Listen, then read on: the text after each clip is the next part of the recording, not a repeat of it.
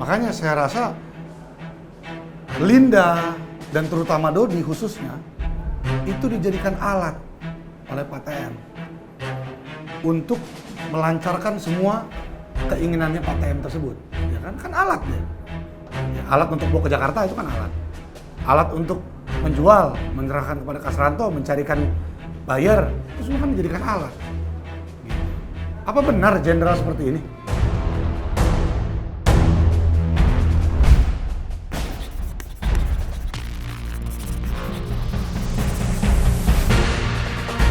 Teddy Minahasa, sosok Jenderal Polisi Bintang 2 menjadi sorotan saat momentum Presiden Jokowi memanggil seluruh jajaran petinggi kepolisian pada 14 Oktober lalu.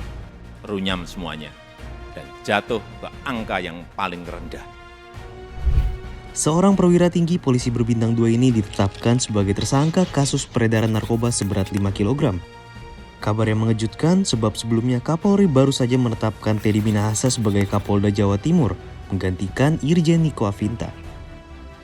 Diduga narkoba yang dimaksud berasal dari barang bukti saat Polres Bukit Tinggi menangkap 8 pengedar sabu sebesar 41,4 kg.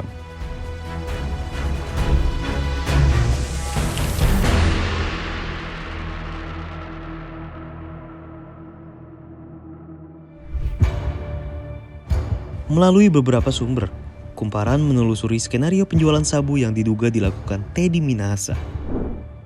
15 Mei 2022, Kapolda Sumbar dan Polres Bukit Tinggi gagalkan pengedaran narkoba jenis sabu dengan hitungan bersih 39,5 kg dan hitungan kotor seberat 41,4 kg. 19 Mei 2022, Dodi bertanya kepada Teddy untuk baiknya mengikuti hitungan bersih atau kotor berat sabu untuk konferensi pers di tanggal 21 Mei 2022. Teddy memerintahkan untuk mengikuti berat kotor, yaitu sebesar 41,4 kg. 20 Mei 2022, melalui ajudannya Teddy memanggil Dodi untuk menemuinya dan memerintahkan menukar 10 kg sabu ke tawas dengan embel-embel undercover buying dan bonus anggota.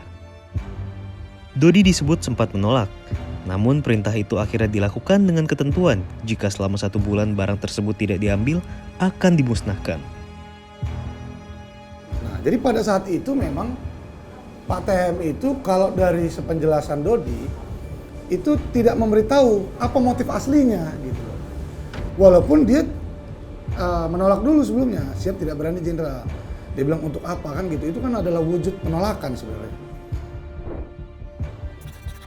Usai menghadap Teddy, Dodi disebut berkomunikasi dengan orang kepercayaannya, Syamsul Ma'rif, terkait permintaan Teddy. Dodi pun memutuskan untuk menukar 5 kg saja. 12 Juni 2022, Dodi perintahkan Arif untuk menukar 5 kg sabu dengan tawas di ruang Kapolres Bukit Tinggi. Usai ditukar, Dodi dan Arif pun khawatir karena jika terlalu lama akan menjadi bom waktu. 14 Juni 2022, Dodi sempat menanyakan langsung kepada Teddy terkait sabu ini akan dibawa kemana. Teddy pun meminta agar Dodi menyimpan terlebih dahulu. 15 Juni 2022, pemusnahan sabu 41,4 kg pun berlangsung dipimpin oleh Kapolda Sumbar saat itu, Teddy Minahasa. 6,14 kg dipisahkan untuk barang bukti di pengadilan, 35 kg diantaranya 5 kg tawas pun dimusnahkan. 23 Juni hingga 26 Juli 2022, sebulan berlalu, 5 kg sabu tersebut masih tetap ada. Teddy mengenalkan Dodi kepada Linda, sang pembeli sabu. Sebulan berlangsung, Dodi pun berusaha menghindar dari komunikasi melalui WhatsApp terkait lokasi pertemuan pembelian sabu tersebut. Pada akhirnya, sepakat Dodi bersama Arif pergi ke Jakarta untuk melakukan transaksi tersebut. Sebagian sabu pun disimpan di kediaman Dodi. 24 September 2022, saat transaksi bersama Linda, Arif menggunakan nama Dodi. Sabu seberat 1 kg pun laku terjual dengan nilai 500 juta rupiah. Dari 500 juta tersebut, Arif mendapatkan 50 juta, Linda 50 juta, Kompol Kasranto 100 juta, dan Teddy 300 juta rupiah. Saya lihat dalam BAP, saya baca semua kronologisnya, Saya buat bagan dan saya bisa menyimpulkan bahwa Dodi tidak menerima seperak pun dari hasil penjualan narkoba tersebut. Yang menerima hanya Arif, Linda, Pak Kasranto, dan TM. 28 September 2022, usai pembagian hasil antara penjual, pengantar, dan pembeli, Dodi menukarkan sisa uang sebesar 300 juta rupiah ke dolar Singapura menjadi SGD 27.300, yang mana diberikan kepada Teddy di kediamannya. Lantas bagaimana nama Teddy Minahasa bisa terungkap dalam kasus ini?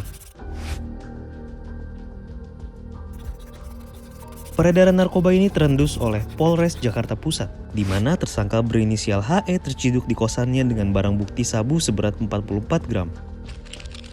Pengembangan pun dilakukan kepolisian, hingga akhirnya berujung pada nama Ahmad Darmawan, anggota Polsek Kalibaru. Bermula dari situlah akhirnya mencuat nama Arif, Dodi, hingga Teddy.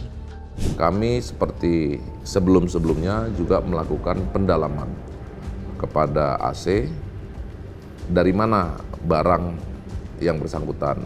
Nah, di sanalah muncul nama KS, ya, salah seorang Kapolsek di Jakarta Utara, di Tanjung Priok, ya, di Tanjung Priok. Dan dari situ saya melaporkan kepada Bapak Kapolda terkait dengan informasi yang kami dapat serta pengungkapan sebelum-sebelumnya. Dalam kasus ini, polisi menetapkan 11 tersangka. 5 diantaranya adalah anggota aktif Polri termasuk Teddy. Sisanya merupakan warga sipil. Jadi setelah saya simpulkan, saya analisa, dan ketika saya mendampingi dalam pemeriksaan, itu semua saya bisa dapat garis benang merahnya. Bahwa Pak TM lah yang menjadi otak, menjadi inisiator, menjadi penggagas dalam semua rentetan peristiwa ini.